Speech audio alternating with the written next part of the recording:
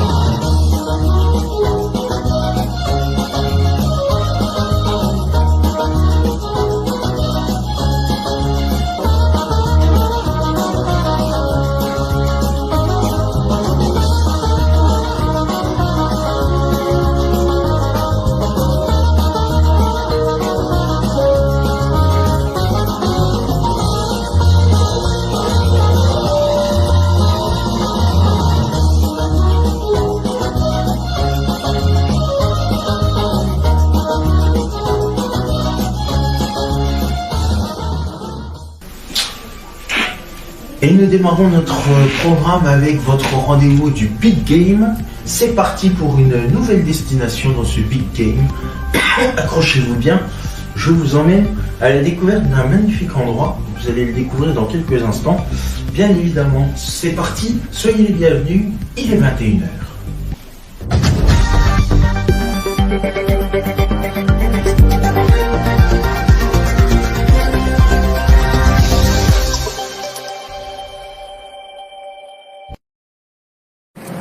Bonsoir à toutes et à tous, très heureux de vous accueillir. Regardez l'endroit où je me trouve aujourd'hui.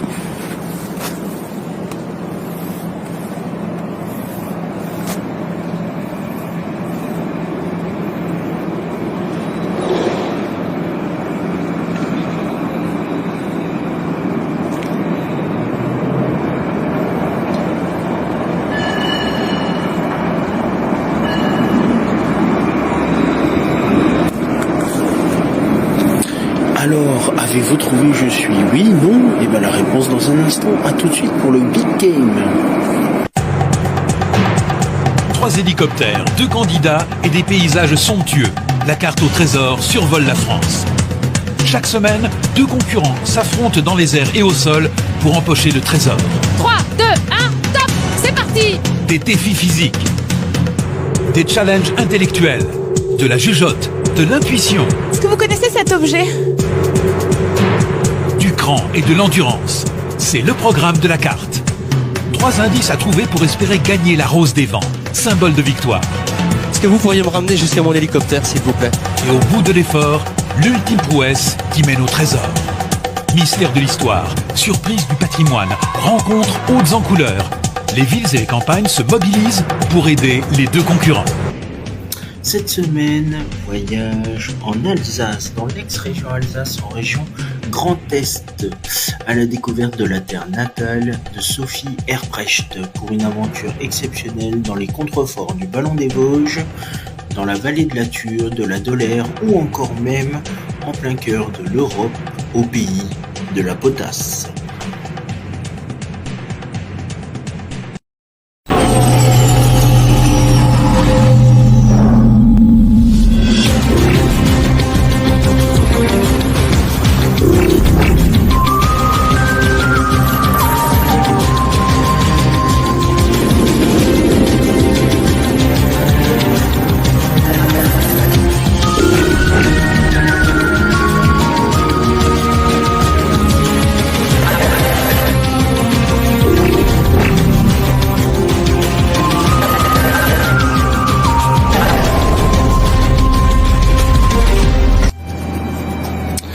Bonsoir à toutes et à tous, merci à vous de nous retrouver pour cette 4e saison du Big Game. Pour un coup, on a changé de destination pour démarrer notre grande aventure. La grande aventure, elle se démarre ici, regardez.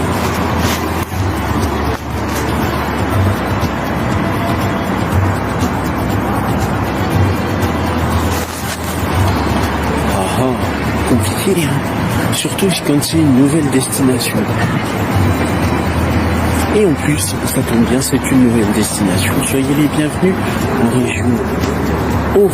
région Grand Est, ex-région Alsace, dans le département du Haut-Rhin numéro 68. Nous sommes très exactement, et là je me trouve, regardez, en plein milieu.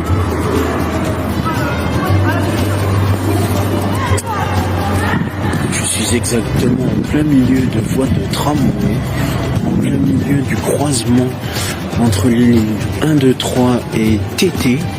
Je suis à la Porte Jeune, soyez les bienvenus à Mulhouse. Pour commencer notre grande aventure, ce sera Mulhouse que nous avons choisi. Dans un instant, je vais accueillir de nouvelles équipes qui vont participer à notre grand jeu de colon, stagiaire Bafard ou encore même des amis. Pour quel objectif? Remporter notre coffre au trésor qui est caché quelque part dans Mulhouse. Je suis exactement au pied de la plus belle tour.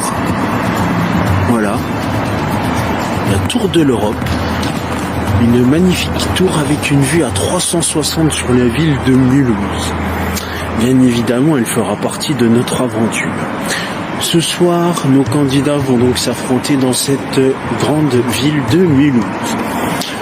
Ils vont s'affronter en deux équipes pour remporter notre trésor. Et avant de remporter notre trésor, il va falloir remporter la clé qui ouvre notre coffre au trésor, appelée la Rose des Vents, qui est l'énigme la plus difficile à résoudre. Mais pour les aider, 3 épreuves pour remporter 3 indices indispensables dans leur recherche.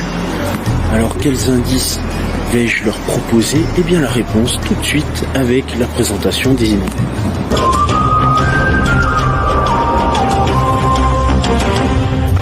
Ce soir, notre aventure va nous emmener dans la cité mulhousienne, au pays de la potasse, à Mulhouse. Notre grande aventure va démarrer dans quelques instants, mais notamment parmi nos énigmes de ce soir, une énigme qui va s'intéresser au transport. Oui, en effet, dans la cité mulhousienne, le développement s'est beaucoup fait au niveau des transports, grâce notamment à la Société nationale des chemins de fer français ou encore même à la compagnie de transport en commun mulhousienne. Il s'agit de la compagnie Solea qui a créé de nombreuses lignes de bus, mais aussi de nombreuses lignes de tram. Et c'est une de ces lignes que nous allons emprunter pour rejoindre un patrimoine pas comme les autres, celui du monde ferroviaire. Dans une autre aventure, nos candidats vont s'intéresser au patrimoine historique. Oui, et dans ce patrimoine historique, nos candidats de ce soir vont s'intéresser notamment aux dernières tours mises en position qui reflètent la grande histoire de la cité mulhousienne en temps de guerre. Notre grande aventure va vous emmener pour la Rose des Vents à la découverte des plus beaux immeubles mulhousiens. Oui, en effet, la cité mulhousienne regorge de nombreux appartements et immeubles, pas comme les autres, avec certains qui ont des caractéristiques spécifiques. Justement, ils vont devoir se prendre en selfie devant ces différents immeubles et me retrouver devant le plus bel immeuble avec une vue panoramique incroyable. Mais pour commencer notre aventure, nos candidats vont s'intéresser, comme je vous l'ai dit en introduction, à la potasse, en retrouvant notamment, grâce à ce moyen de transport, magnifique liaison, la dernière mine qui a exploité le célèbre produit chimique, la potasse.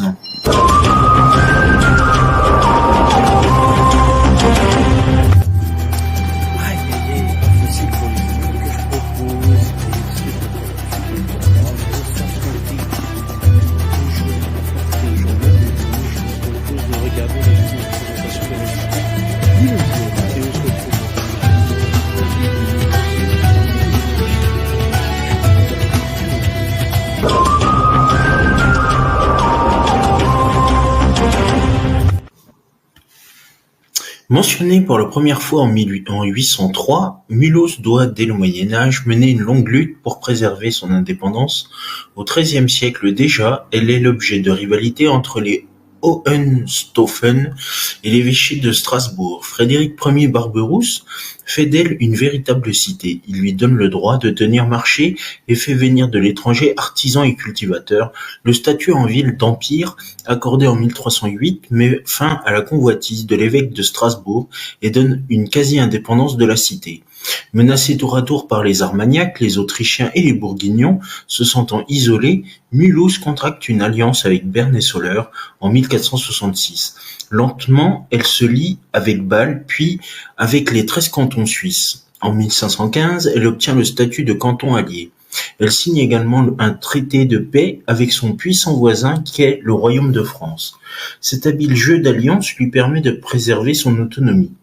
1523 marque un tournant dans la vie de la cité. La réforme du culte est introduite à Mulhouse. La ville se rallie aux thèses d'Ulrich Zwingli, l'une des grandes figures de la réforme avec Luther et Calvin. La cité est épargnée par la guerre de 30 ans et bénéficie d'une économie en plein développement, notamment grâce à l'afflux de main-d'œuvre attiré par cet îlot de paix.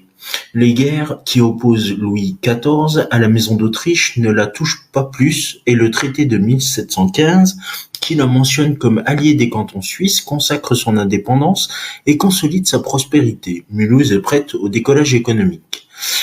Celui-ci débute en 1746, date clé dans l'histoire de la ville. 4 jeunes mulhousiens, Samuel Koechlin, Jean-Jacques Schmalzer, Jean-Henri Dollfus et Jean-Jacques Fir fondent cette année-là une manufacture d'impression sur tissu. Le succès est fulgurant. 40 ans plus tard, on compte 26 fabricants. Quelles sont les clés de ce succès? Un territoire exigu qui entraîne la petite république à trouver une voie de développement moins consommatrice de terrain que l'agriculture, par exemple. Elle bénéficie également de main-d'œuvre grâce au monde rural. De plus, grâce à un commerce florissant et à sa prospérité économique, elle dispose de capitaux importants qui vont s'investir dans l'industrie. Enfin, la région calviniste, avec sa morale d'effort et de persévérance, contribue, elle aussi, à la réussite des premiers entrepreneurs mulhousiens. En 1798, Mulhouse est une petite ville de 6000 habitants enserrée dans ses fortifications. Population laborieuse, les Mulhousiens vivent de la vigne et des champs, entourant la ville et de l'industrie qui a permis en une génération le doublement du nombre d'habitants. Presque exclusivement protestante, la cité se caractérise par une extrême rigueur morale. Cafés, théâtres, imprimeries sont interdits. Repliée sur elle-même, Mulhouse est prise dans un jeu de contradictions entre les bouleversements que l'industrialisation entraîne et sa volonté de conservatisme. Avant même la Révolution française, Mulhouse est soumise à la pression de son puissant voisin, le Royaume de France. En 1785, sous la pression de concurrents français, les importations d'indiennes de Mulhouse sont réduites. En mars 1789, il est interdit à Mulhouse d'exporter ses toiles vers le Royaume de France. En 1790, les départements français sont créés et les douanes intérieures supprimées. Mulhouse devient une enclave et doit acquitter des taxes élevées pour écouler ses produits. Une délégation mulhousienne est envoyée à Paris en octobre 1790 pour défendre les intérêts de la ville, pendant que le département du Haut-Rhin impose l'usage de passeports pour les Mulhousiens. En septembre 1792, un cordon douanier est mis en place et à partir de 1793 de septembre, les Mulhousiens sont obligés d'avoir un visa pour se déplacer en France. En juillet 1793, le comité de salut public charge le commissaire Pont de Boutier de Cactus de se rendre à Mulhouse pour juger de l'état de l'opinion et pour préparer la réunion de Mulhouse à la France. De nombreux Mulhousiens adhérant aux idéaux de la Révolution avant même 1789. Les excès de la terreur, le cordon douanier, l'instauration du passeport et du visa ont quelque peu refroidi cet enthousiasme, mais il reste présent. De nombreux Mulhousiens, souvent membres de la bourgeoisie, appartiennent à des sociétés révolutionnaires. L'influence de la pensée française est indéniable et l'esprit nouveau, séduit par les valeurs de liberté, d'égalité et de fraternité, souffle aussi à Mulhouse. Après 3 années de négociations, le Grand Conseil autorise les députés mulhousiens à traiter de la Réunion. Le 4 janvier 1798, le Grand Conseil et les 40, les deux organes de décision de Mulhouse, se prononcent par 97 voix contre 5 pour la réunion à la France. Le 28 janvier, la bourgeoisie réunie au Temple vote de la même façon par 596 voix contre 15. Le 15 mars 1798, la fête de la Réunion a lieu. Mulhouse fait partie de la République française. Après sa réunion à la France, Mulhouse connaît un développement sans précédent. Pendant la période napoléonienne, le blocus continental mené par l'Angleterre stimule l'économie mulhousienne et la pousse à faire preuve d'initiative. La mécanisation se développe, les entreprises se multiplient. 29 nouvelles manufactures voient le jour entre 1800 et 1815. Parallèlement à l'impression sur textile, sont créées des filatures et des tissages qui permettent de répondre aux besoins des imprimeurs. L'industrie textile a besoin de produits pour blanchir et colorer les tissus ainsi que de machines, entraînant l'apparition des industries chimiques et mécaniques. Elle a besoin également d'un personnel qualifié, conduisant à la mise en place d'écoles techniques spécialisées, textile, chimie. Les infrastructures de transport se développent elles aussi. La traversée de Mulhouse par le canal du Rhône au Rhin est achevée en 1812. En 1857 s'ouvre la ligne de chemin de fer entre Mulhouse et Belfort, et le premier train venant de Paris arrive à Mulhouse le 26 avril 1858. Mulhouse devient l'une des villes industrielles les plus florissantes de France, le Manchester français. Ce développement économique s'accompagne d'une forte croissance démographique. En 1798, la ville compte environ 6000 habitants. Ils sont près de 60 000 en 1866. À chaque génération, la population double. Ces nouveaux Mulhousiens viennent d'Alsace, du pays belfortain, du pays de Montbéliard, de Suisse et du Bade-Wurtemberg. La ville devient à majorité catholique. En 1869, on dénombre en effet 46 000 catholiques pour 10 000 protestants, alors qu'il n'était que 2 000 en 1815. Les remparts sont détruits et la ville s'agrandit. Les usines essaiment hors des anciens murs. Les industriels bâtissent le nouveau quartier, symbole de leur réussite, et la cité, une cité ouvrière qui sert de modèle à de nombreuses cités-jardins partout en Europe. Les ouvriers vivent dans des conditions très difficiles. Journée de 15 heures, règlements stricts, bas salaire, amendes, logements sordides, alimentation pauvre. Avec l'industrie naissent de véritables dynasties de patrons d'industrie. Les enfants font leur apprentissage dans l'usine de leur père, puis deviennent associés. Des alliances se nouent entre ces familles par les mariages. Ce patronat développe de nombreuses œuvres sociales, sociétés de secours mutuels, coopératives, sociétés de maternité pour protéger les femmes enceintes, institut des pauvres venant au secours des plus démunis. Jean Dollfus crée la Société mulhousienne de cité ouvrière qui permet aux ouvriers d'acheter leur logement. La guerre de 1870 stoppe l'essor de l'industrie mulhousienne et plusieurs années sont nécessaires pour s'adapter à son nouvel environnement économique. En 1918, redevenue française, elle doit à nouveau se réadapter à de nouveaux marchés. Largement tournée vers l'exportation, l'industrie mulhousienne est durement frappée par la Grande Dépression. La reprise amorcée en 1935 est stoppée par la politique du Lacy à partir de 1937. Du 18 juin 1940 au 21 novembre 1944, Mulhouse subit l'occupation nazie avec la germanisation forcée. Les expulsions, les problèmes de ravitaillement, les services obligatoires de travail RAD, Reichsarbeitsdienst, et l'enrôlement des jeunes gens dans l'armée allemande, les Malgrino. À la Libération, Mulhouse présente le visage d'une ville fortement touchée par les bombardements. 300 immeubles sont détruits, 250 sévèrement endommagés et 2800 moins gravement atteints. Un plan d'urbanisme de grande envergure permet de reconstruire, selon les principes du urbanisme moderne, les quartiers sinistrés et de créer l'ensemble de la place de l'Europe, avec notamment la Tour de l'Europe, imaginée par l'architecte mulhousien François Spoerry et inaugurée en 1972. La ville a besoin également de logements pour ses nouveaux habitants venus des villages voisins, mais aussi d'Italie, du Portugal ou des pays maghrébins pour répondre aux besoins en main-d'œuvre de l'industrie. Entre 1950 et 1970, 13 000 logements voient le jour. Quant à l'économie mulhousienne, elle profite des 30 glorieuses, cette période de prospérité que connaît la France après-guerre. L'industrie textile doit toutefois s'adapter à de nouvelles conditions économiques, concurrence de plus en plus vive et débouchés plus difficiles. D'autres activités se développent comme la construction automobile avec l'implantation de l'usine Peugeot. La période est également marquée par la création de l'aéroport de Bâle-Mulhouse, la construction du Grand Canal d'Alsace et les aménagements portuaires à Ottmarsheim, Île, Napoléon et Huningue. Et de nos jours, la cité mulhousienne est accessible en transport via les lignes TGV ou encore la ligne TER Grand Est, TER 200 pour relier la grande ville de Mulhouse à la cité de Strasbourg, ou encore même depuis la cité mulhousienne jusqu'à la cité Belfortaine en région Franche-Comté. Elle est très bien desservie par les transports en commun de la société Solea qui exploite de nombreuses lignes de transport de bus, mais aussi 3 lignes de tramway accompagnées d'une ligne de tram-train qui permet de desservir la vallée de la Thur. Autant dire que la cité mulhousienne a fort caractère et un fort développement. Et c'est ici, quelque part, dans la cité mulhousienne, que les candidats de la carte au trésor vont devoir retrouver la Rose des Vents et le trésor. Pour remporter le trésor caché, les concurrents devront d'abord gagner la Rose des Vents. Une énigme toujours difficile à résoudre. Heureusement pour les aider, 3 épreuves pour obtenir 3 indices indispensables à leur recherche.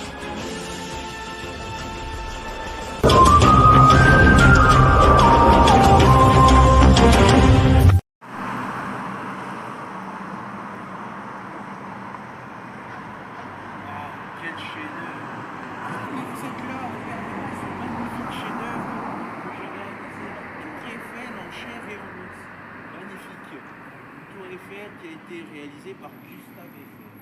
Et bien justement, la bonne nouvelle c'est que notre émission se termine et que notre prochain numéro se trouvera quelque part, pas très loin de la Tour Eiffel, quelque part en Île-de-France, grande suite d'aventures ici sur notre plateau. Et la bonne nouvelle, c'est que ce sera une nouvelle saison avec de nouvelles destinations et vous verrez de nombreux voyages à découvrir. Notre caméraman va vous donner un petit aperçu de notre prochaine saison avec la première émission et va pouvoir faire un petit tour de la place et on se retrouve juste après.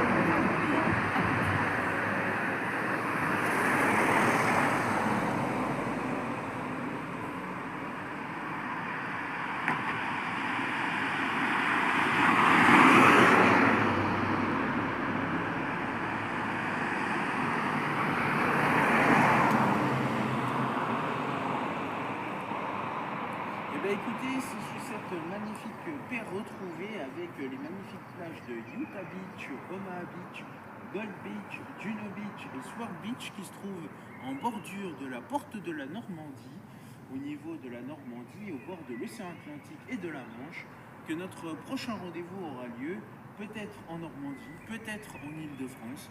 Nous le verrons bien tous ensemble. En tout cas, je vous remercie de nous avoir suivis pour cette saison 3. Rendez-vous la prochaine fois pour de nouvelles aventures. Et à la clé, notre nouvelle destination pour la saison 4. Je vous souhaite une excellente soirée sur notre antenne. Dans un instant, la suite de vos programmes à ne pas manquer. Merci, salut.